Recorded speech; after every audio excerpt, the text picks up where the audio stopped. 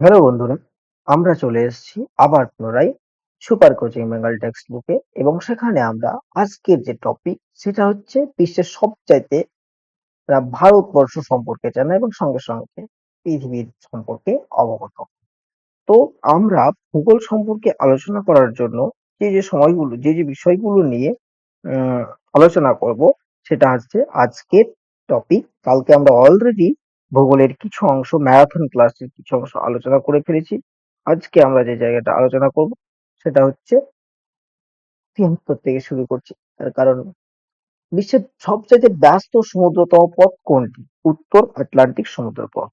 উত্তর আটলান্টিক সমুদ্রপথ। ভারতের বৃহত্তম অভ্যন্তরীণ লবণাক্ত জলের হ্রদ কোনটি? এক, চিল্কা, সম্বর, লোনা, উলার। আমরা জানি চিল্কা, সরি সম্বার। কোশ্চেন আনসারটা ঠিক করে নেবো আমরা। Sambhar. Sambhar is the correct answer. ভারতের বৃহত্তম অভ্যন্তরীণ লবণাক্ত জলের হ্রদ, largest inland saline water lake in India, Sambhar. তারপরে সৌরজগতের কোন একটি মাত্র গ্রহ পূর্ব থেকে পশ্চিমে অবর্তিত হয়? সৌরজগতে একটাই গ্রহ রয়েছে যেটা পূর্ব থেকে পশ্চিমে অবতীর্ণ হয়, বাকিগুলো পশ্চিম থেকে পূর্ব দিকে অবতীর্ণ হয়। তার মধ্যে আমরা জানি পৃথিবী পশ্চিম থেকে পূর্ব দিকে অবতীর্ণ হয়, অপশনে পৃথিবীর কথা নাই। ব্যাপক কোশ্চেন। অপশন ওয়ান, স্যাটার্ন, শনি, বৃহস্পতি, শুক্র, নেপচুন। নেপচুন, ভেনাস, জুপিটার আর স্যাটার্ন। অ্যান্সার হচ্ছে শুক্র, ভেনাস। ভেনাস একমাত্র পূর্ব থেকে পশ্চিম দিকে অবস্থিত হয়। ঠিক পৃথিবী যে তালা ঘুরে তার উল্টো দিকে অবতীর্ণ হয়। Only planet of the solar system, এটা মনে রাখার জন্য ইম্পর্টেন্ট কোশ্চেন, খুব গুরুত্বপূর্ণ কোশ্চেন। তো নেক্সট কোশ্চেন, কোন মাটি সাধারণত গঠনে বালুকাময় এবং প্রকৃতিতে লবণাক্ত হয়? এমন একটা মাটির নাম যেটা গঠনের দিক থেকে বালুকাময় হবে, actually sandy soil in texture and saline in nature. Alluvial soil মানে পলি মাটি, ব্ল্যাক সয়েল মানে কালো মাটি, ল্যাটেরাইট সয়েল মানে ল্যাটেরাইট মাটি, অ্যারিড সয়েল মানে শুষ্ক মাটি। Arid soil, if you notice, arid soil মানে শুষ্ক মাটি যেটা, তো ওই মাটিটা লক্ষ্য করবে যে গঠনের দিক থেকে বালুকাময়, প্রকৃতিতে লবণাক্ত। এটা সাধারণত সমুদ্র এলাকাতেই পাওয়া যায়।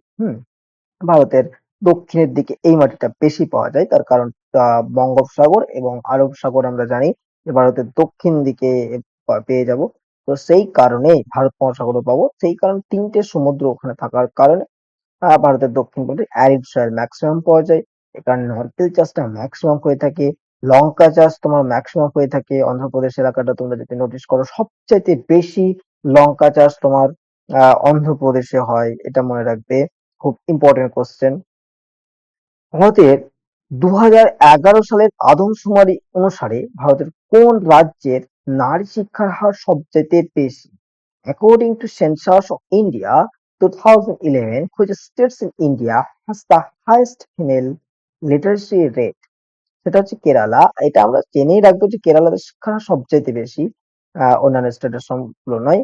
এবং আরো একটা কোশ্চেন, 2011 সালের সবচাইতে মানে প্রতি স্কোয়ারে জনঘনত্ব যদি বেশি বলা হয়, সেটা হচ্ছে তোমার নাম ঝাড়খণ্ড। ঝাড়খণ্ড।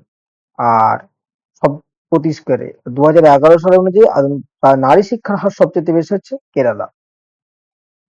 বায়ুমণ্ডলের ধূলিকণা ও লবণের দানা, পরাগকণা, ধোঁয়া ইত্যাদি থাকে যা সম্মিলিত কি নামে পরিচিত?